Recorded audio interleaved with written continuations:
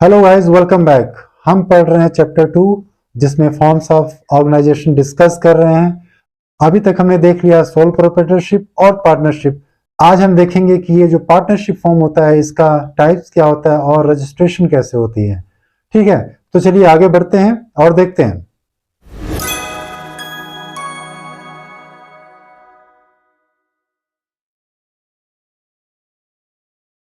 तो मैं एक बार फिर से रिपीट कर दूं कि फॉर्म्स ऑफ बिजनेस ऑर्गेनाइजेशन में आपका जो होते हैं वो 5 होते हैं।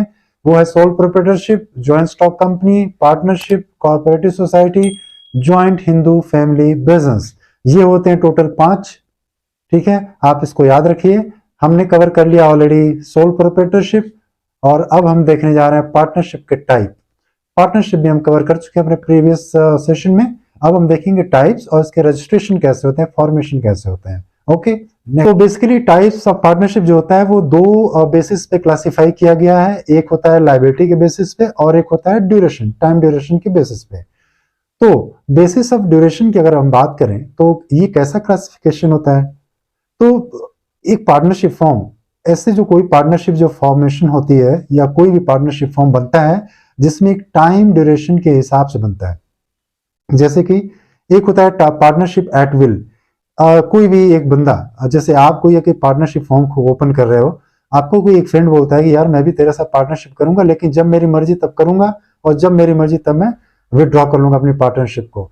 तो ऐसे पार्टनरशिप को क्या बोलते हैं? Partnership at will. ये अपनी इच्छा के ऊपर है यार, जब भी मन करे आओ, जब करे मन करे जाओ। तो ऐसी पार्टनरशिप को बेसिस ऑफ ड्यूरेशन में रखा गया है। दूसरा होता है पर्टिकुलर पार्टनरशिप। जैसे कोई आप एक कंस्ट्रक्शन कंपनी में हो, ठीक है, आपका जो बिजनेस है वो कंस्ट्रक्शन के बेसिस पे। तो कहीं किसी लोकेशन पे एक मॉल बनाने का आपको कॉन्ट्रैक्ट मिल गया। आपने क्या किया कि उसके लिए आपको पार्टनर की जरूरत है, तो आपने उस पर्टिकुलर उस मॉल को बनाने के लिए आपने पार्टनर्स को रखा। ठीक है, तो वो जो पार्टनर्स को आपने रखा वो पर्टिकुलर टाइम के लिए रखा है, पर्टिकुलर प्रोजेक्ट के लिए रखा है। तो ऐसे पार्टनरशिप को कहते हैं पर्टिकुलर पार्टनरशिप। आप बहुत ही पर्टिकुलर हो टाइम को लेकर, आप बहुत ही पर्टिकुलर हो प्रोजेक्ट को लेकर के। ठीक है, तो ये होता है बेसिस ऑफ ड्यूरेशन के क्लासिफिकेशन। और दूसरा होता है कि classification on the basis of liability. तो लायबिलिटी के बेसिस पे क्या हम कर सकते हैं? जनरल पार्टनरशिप और लिमिटेड पार्टनरशिप। जनरल पार्टनरशिप में क्या होता है कि इसमें एक पार्टनर की जो लायबिलिटी होती है वो अनलिमिटेड होती है और बाकी पार्टनर की लिमिटेड होती है। ओके, इसमें पार्टनरशिप जो होती है वो सारे पार्टनर जो होते हैं बिजनेस के या कंपनी के या पार्टनरशिप फॉर्म के, सारे मैनेजमेंट में एक्टिविटी में वो अपना हिस्सा ले सकते हैं, पार्ट ले सकते हैं। They can give their suggestion, they can take the decision and all of that. Whatever the company activity is, they can be an active partner in that. So that is general partnership.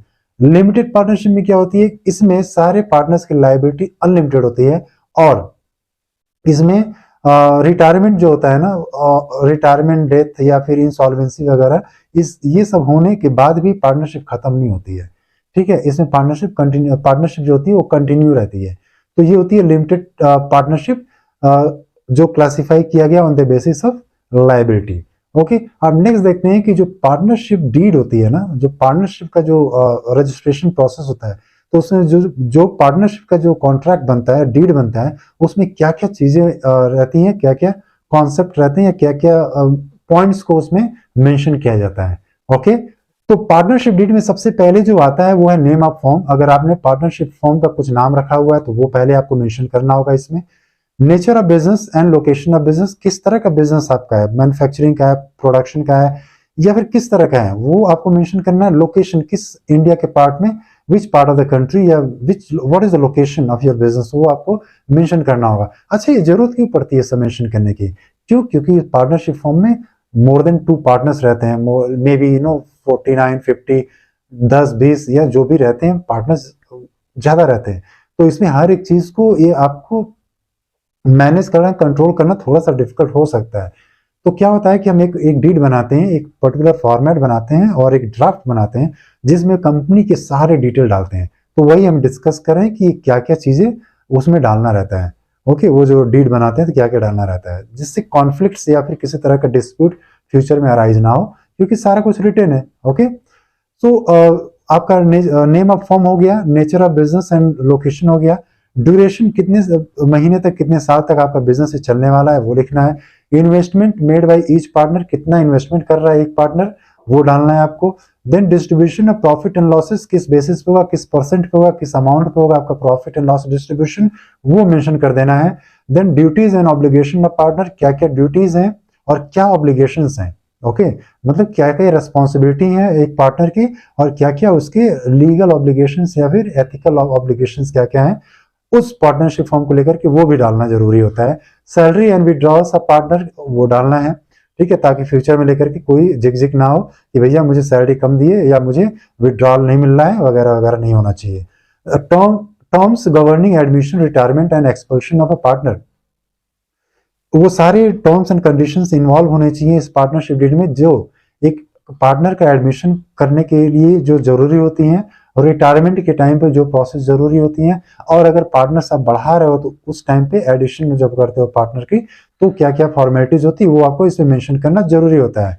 Interest on capital और and interest on drawings, अगर आप business में अगर capital यानी पैसा अगर डाल रहे हो आप, ठीक है, एज ए पार्टनर, तो उस पर जो इंटरेस्ट आपको मिलेगा उसको बोलते हैं इंटरेस्ट ऑन कैपिटल, वो आपको इसमें मेंशन होना चाहिए, रेट ऑफ इंटरेस्ट, ठीक है। और दूसरा क्या हो गया कि अगर आप कंपनी से पर्सनल यूज के लिए अगर पैसा ले रहे हो, ठीक है, बर्थडे के पार्टी मनाने के लिए, घर में कोई फंक्शन है उसके लिए, शादी है घर में उसके लिए, ठीक है, कार खरीदनी है पर्सनल यूज के लिए, उसके लिए पैसे ले रहे हो, तो भैया वो पैसे पे इंटरेस्ट देना होगा पार्टनर को, वो रेट ऑफ इंटरेस्ट आपको मेंशन करना जरूरी होता है, ठीक है, नहीं तो बाद में डिस्प्यूट हो जाएगा यार।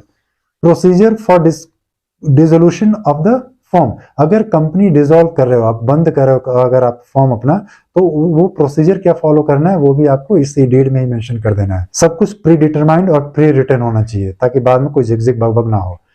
Preparation of accounts and their auditing, जो कंपनी का अकाउंट बन रहा है और ऑडिटिंग पार्ट है वो कौन सी कंपनी को आउटसोर्स करना है या फिर इन हाउस करना है, वो सारी चीजें आप डिसाइड करते हो इस शुरुआत में ही और उसको पार्टनरशिप डीड में मेंशन करना है।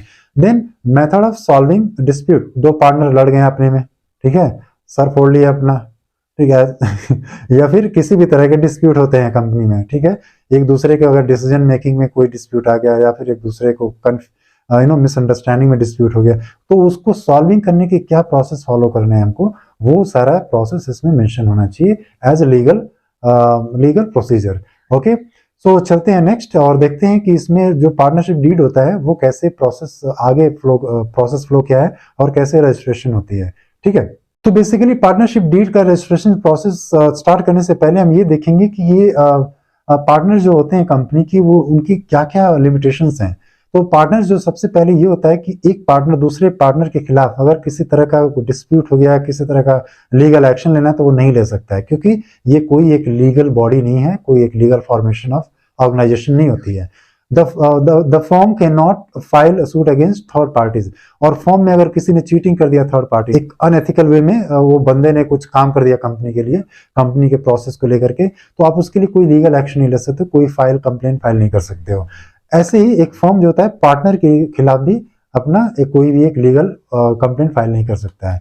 अच्छा, अब पार्टनरशिप डीड आपकी बन गई, ठीक है, तो अब उसके बाद ये पार्टनरशिप डीड बनने के बाद वो क्या करते हैं नेक्स्ट, वो पार्टनरशिप डीड को लेकर के हम जाते हैं रजिस्ट्रार फॉर्म में, रजिस्ट्रार ऑफिस में, वहां पे एप्लीकेशन अपना सबमिट करते हैं, ठीक है। तो सबमिट जब करते हैं तो उसको क्या क्या एप्लीकेशन कंटेन करता है, वो करता है name of the firm, location of the firm, name of the business firm जहां आप बिजनेस स्टार्ट करने वाले हो, then date on which each partner has joined the firm, then name and address of the firm, then duration of partnership, ये कितने time के लिए। तो ये बेसिकली हम लोग देख चुके हैं क्या क्या कंटेन करता है एक पार्टनरशिप डीड, तो हमने देख चुका है, ये सारा डिस्कस कर चुके हैं। तो ये एप्लीकेशन में ये सारी डिटेल्स होती हैं। The application should be signed by all partners. अच्छा, आप सबमिशन तो कर दिए एप्लीकेशन का, वो सारे जो एप्लीकेशन सबमिट कर रहे हो वो आपको पार्टनर्स से साइन कराने पड़ेंगे। 10 पार्टनर है, 10 साइन करना है, अगर एक छूट गया तो भाई वो तुम पार्टनर नहीं हो, ठीक है, तो याद रखो साइन कर देना। ओके, नाउ नेक्स्ट देखते हैं, जब आप रजिस्ट्रार फॉर्म को अपना एप्लीकेशन दे देते हो तो आपको कुछ फीस मांगता है, एक डिपॉजिट मांगता है फीस। ऑफ कोर्स वो काम कर रहा है भैया आपके लिए, रजिस्ट्रेशन का काम कर रहा है, वो अपनी सर्विस के लिए वो पैसा चार्ज करेगा। देन दूसरा क्या है कि the registrar after approval will make an entry in the registrar of the form and subsequently issue a certificate of registration. अब क्या होता है, जब साइन ऑन हो गया आपने फीस दे दिया, तो रजिस्ट्रार क्या करेगा, रजिस्ट्रार फाइल होती है उसमें एंट्री चढ़ जाती है और आपका एक लीगल फॉर्मेशन हो जाता है। तो इसके साथ आपको एक सर्टिफिकेट भी मिल जाता है कि यस आप एक रजिस्टर्ड एक फॉर्म हो, पार्टनरशिप फॉर्म हो। तो बस आज की वीडियो में इतना ही, और नेक्स्ट वीडियो में आपको मैं समझाऊंगा नेक्स्ट सेशन में कि नेक्स्ट फॉर्म ऑफ ऑर्गेनाइजेशन क्या होता है। ठीक है, तो मिलते हैं नेक्स्ट सेशन में, तब तक के लिए नमस्कार।